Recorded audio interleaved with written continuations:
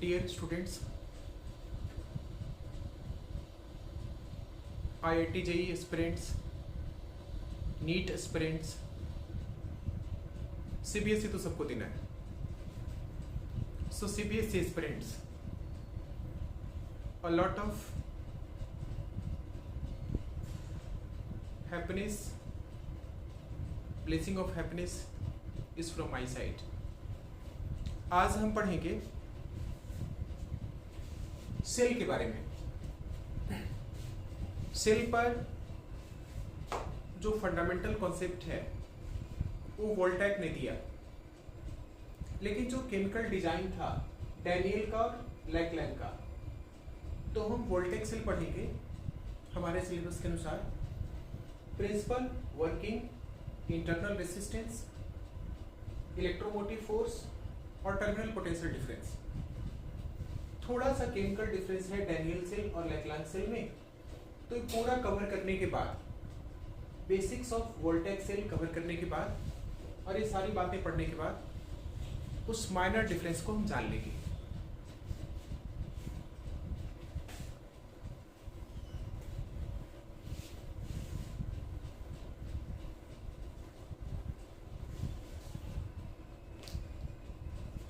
सबसे पहले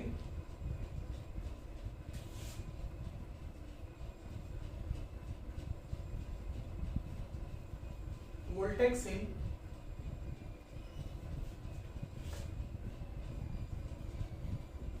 प्रिंसिपल को हम पढ़ेंगे.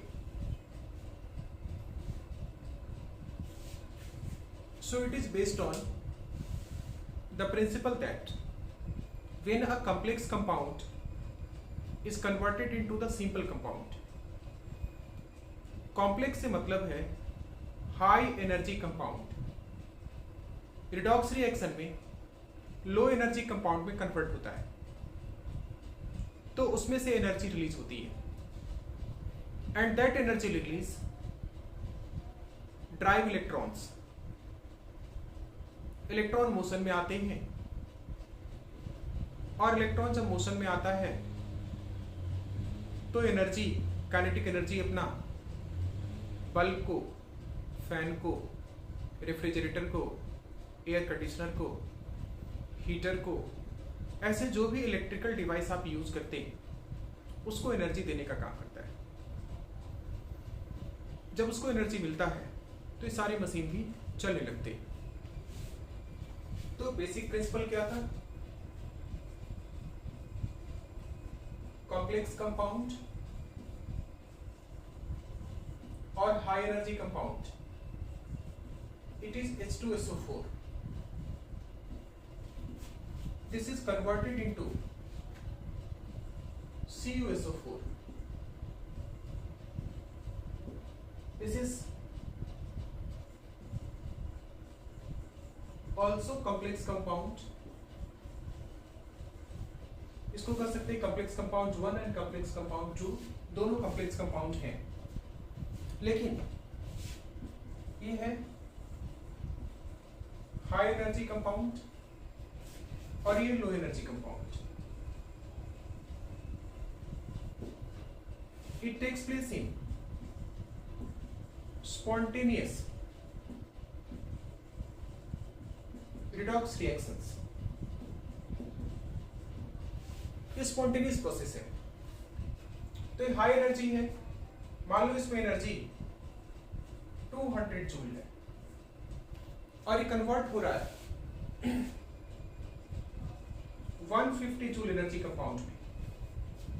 तो क्या होगा? 50 जूल एनर्जी और निकलेगी. 50 जूल एनर्जी और निकलेगी, एक्स्ट्रा एनर्जी निकल जाएगी बाहर. And this energy is supplied to electron, supplied to electron. तो किस फॉर्म में देगा? आप इसकी पोटेंशियल एनर्जी भी कह सकते हैं, आप इसका काइनेटिक एनर्जी भी कह सकते हैं. In form of potential energy and kinetic energy. So this energy goes to the electrons and it has in form of kinetic and potential. अब देखिए क्या है,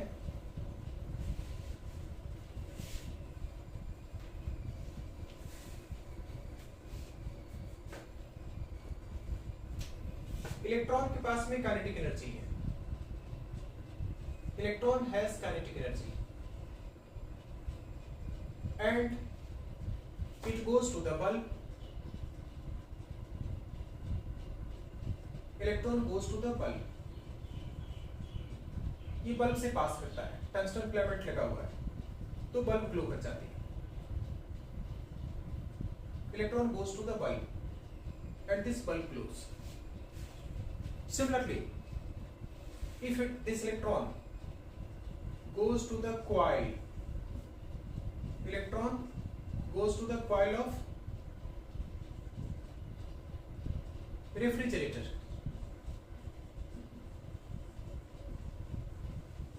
or coil of fan. Fan में electron की काइनेटिक एनर्जी से fan को भी start कर देता है, रेफ्रिजरेटर है उसको भी चलाता है. सो यहां पर काइनेटिक एनर्जी यूज होता है.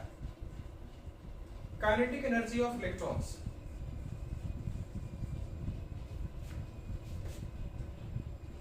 Allow electrons to flow through electrical devices, through electrical devices, and work is done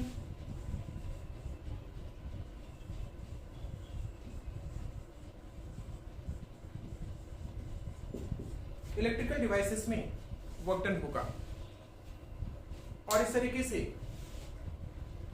आप देख रहे हैं ओवरऑल प्रिंसिपल की बात करें हम, ओवरऑल आप प्रिंसिपल लिखेंगे तो वोल्टाइक सेल का प्रिंसिपल,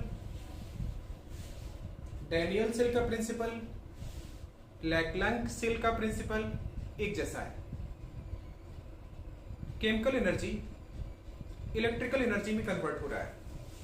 इलेक्ट्रॉन का फ्लो, इलेक्ट्रॉन के पास काइनेटिक एनर्जी, इसका मतलब केमिकल एनर्जी इलेक्ट्रिकल एनर्जी में कन्वर्ट हो गया. So what is the principle? Principle के हिसाब से आप लिखेंगे तो कहेंगे